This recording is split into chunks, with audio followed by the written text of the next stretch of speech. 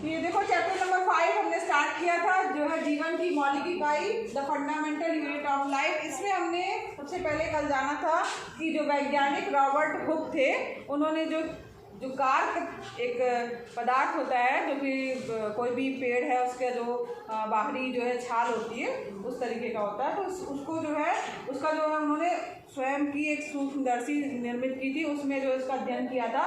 तो उन्होंने देखा था कि वो जो कार्क है उसकी संरचना जो है वो छोटे छोटे प्रकोष्ठों से बनी है, जिनको क्या कहा जाता है, सेल कहा जाता है, जिसका अर्थ क्या होता है, छोटा कमरा। ठीक है, तो यहाँ पर हमने ये भी जाना था सजीव किससे बने होते हैं, और जो ये आपका सूक्ष्मदर्शी है उसकी पूरी संरचना हम लोगों ने कल समझ ली थी कैसी होती है, और स्लाइड वगैरह बना करके हमने देखा था, जिसमें आपकी प्याज की छिल्ली की जो है स्लाइड कैसे दिखाई देगी उसकी संरचना, अगर हम उसको माइक्रोस्कोप की सहायता से देखें। सूक्ष्मदर्शी को इंग्लिश में क्या बोलते हैं, माइक्रोस्कोप कहते हैं।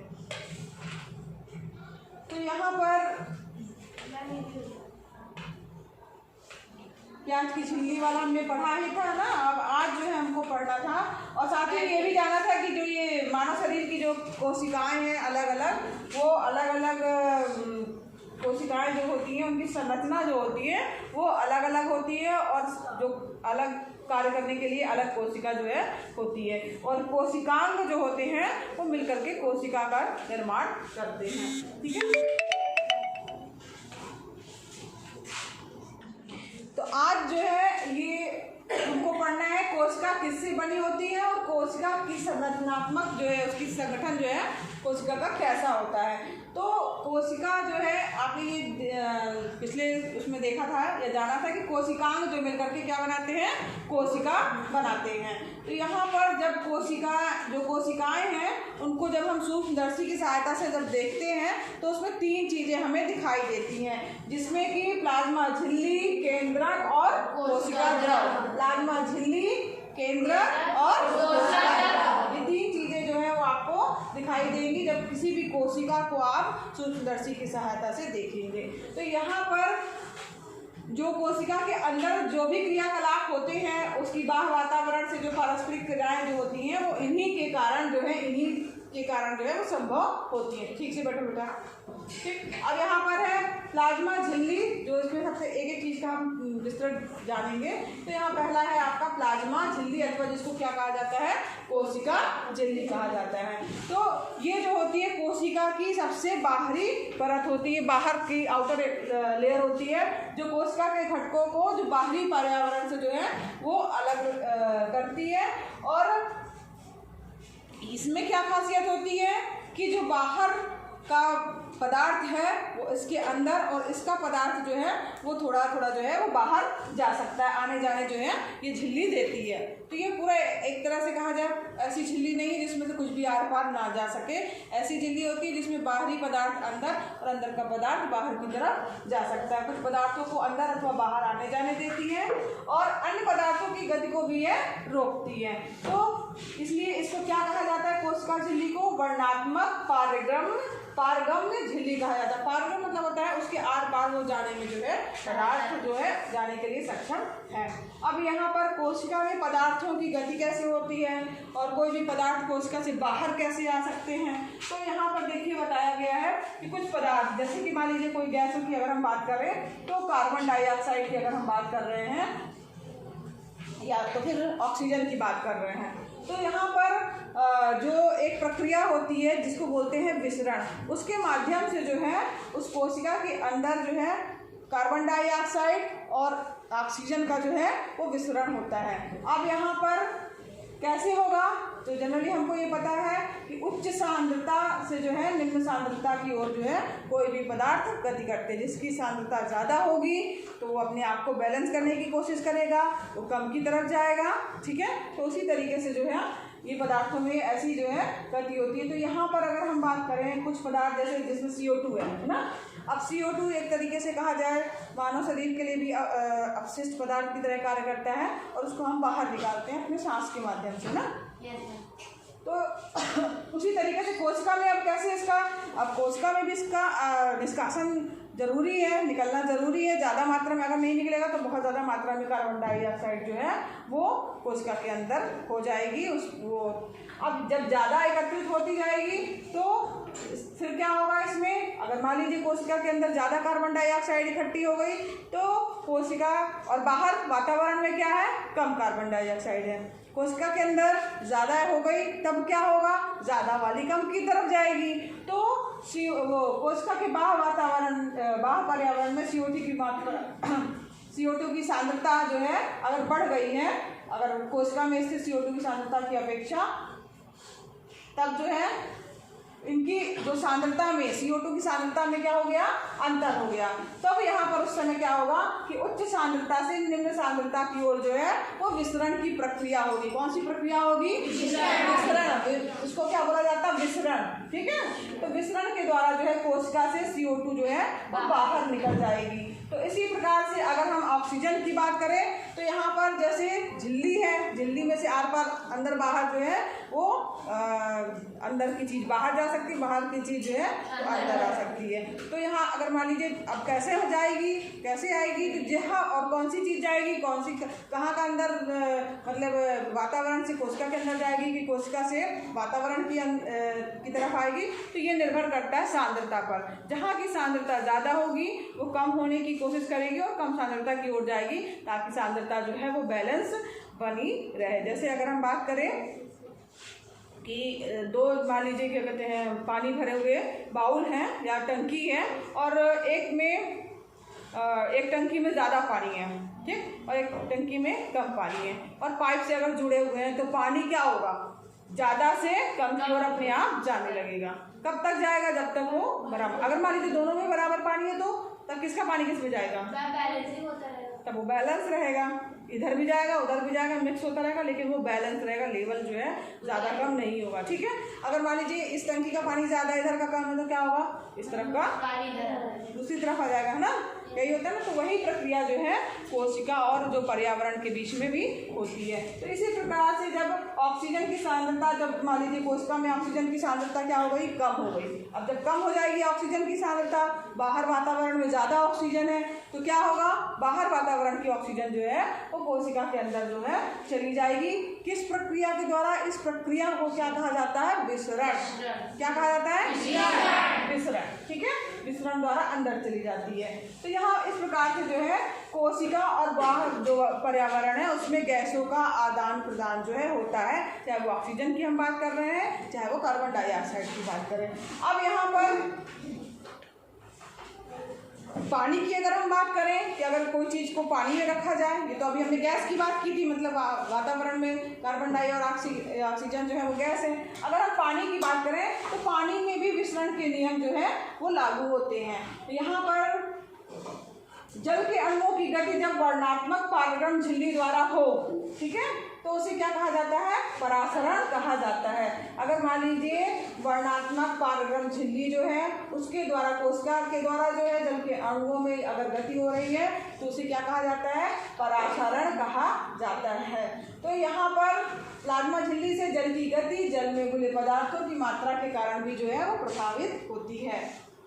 अब यहाँ पर होता क्या है इसमें कि उच्च जल की सांद्रता से जो है वो निम्न जल की सांद्रता की ओर जो है वो अणु जाएंगे। जहाँ पर जल की सांद्रता ज़्यादा होगी वहाँ से, या जहाँ पर ज़्यादा सांद्रता होगी वहाँ से इधर की ओर जाएंगे जहाँ पर कम सांद्रता है। ठीक, सांद्रता से मतलब समझ लो कि उसका वो कौन सा चीज़ गाढ़ा है या पतला है। ठीक, अगर मान लीजिए किसी भी जंतु कोशिका को अथवा पादप कोशिका, जंतु कोशिका की बात करें या पादप कोशिका की बात करें तो उसमें से अगर मान लीजिए इनको नमक के या चीनी के घोल में रखा गया तब क्या होगा, तो यहाँ पर 3 स्थितियाँ बन सकती हैं। घोल भी 3 तरीके से बन सकता है और 3 स्थितियाँ भी बन सकती हैं कि अगर मान लीजिए कोई भी जंतु कोशिका या पादप कोशिका को हमने किसी विलयन में रखा जिसमें नमक मिला है या तो फिर चीनी मिली है, तो पहली स्थिति क्या हो सकती है कि विलयन जो हमारा हो तनु विलयन हो। अब तनु विलयन क्या होता है, किसी को पता है? नहीं, तनु मतलब होता है पतला, पतला मतलब इस तरीके से आप समझ सकते हैं। क्योंकि विलयन में बना हुआ है तो उसका मतलब कुछ ना कुछ उसमें जो है पदार्थ मिलाया गया है ना। विलेय और विलायक मिलकर के जो है वो विलेय पदार्थ को किसी भी विलायक में घोला जाता है तब वो विलयन बनता है। तो यहाँ पर जो भी मात्रा उसमें मिलाई जा रही है उसकी क्वांटिटी क्या है, बहुत कम है। ठीक, चीनी अगर हम डालें तो बहुत कम मात्रा में डाल रहे हैं पानी के अंदर, या नमक डाल रहे हैं तो बहुत कम मात्रा में डाल रहे हैं। तो ऐसा जो विलयन बनेगा वो क्या कहलाएगा, तनु विलयन कहलाएगा। समझ में आया सबको?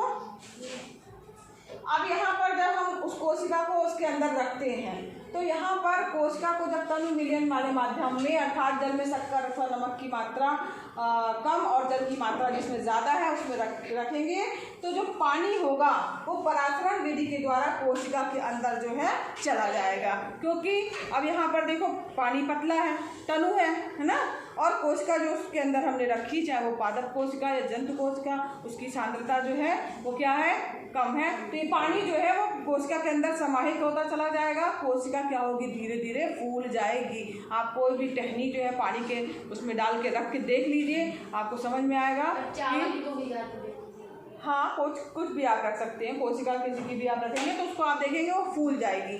ठीक है, जब आप तनु विलयन में रख रहे हैं, ठीक, जहाँ जिसमें कम मात्रा में जो है विलेय पदार्थ मिलाया गया है। और ऐसे विलयन को क्या कहा जाता है, अल्प परासरण दाबी विलयन। क्या कहा जाता है ऐसे विलयन? ठीक है, ऐसे विलयन को क्या कहा जाता है, कम दाब लगा रहा है। ठीक है, तो यहाँ पे अल्प चूंकि है तो इसलिए इसको अल्प परासरण दाबी विलयन कहा जाएगा। पहली कंडीशन ये हो गई जब विलयन हमारा क्या है, तनु विलयन है। ठीक है, सबको समझ में आया? अब इसके बाद दूसरी स्थिति क्या हो सकती है, दूसरी स्थिति भी बनेगी, वो ये होगी आपकी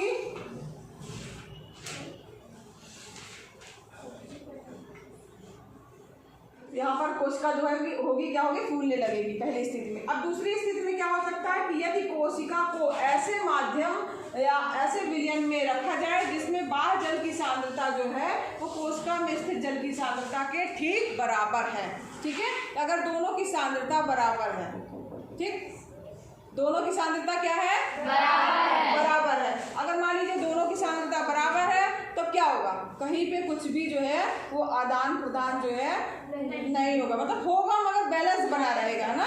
तो यहाँ पर ऐसे स्थिति में क्या होगा कि जल की सांद्रता के ठीक बराबर है अगर मान लीजिए, तो कोशिका झिल्ली से जल में कोई भी शुद्ध गति नहीं होगी। ऐसे जो विलयन बनेगा उसको क्या कहा जाएगा, समपरासारी विलयन कहा जाएगा।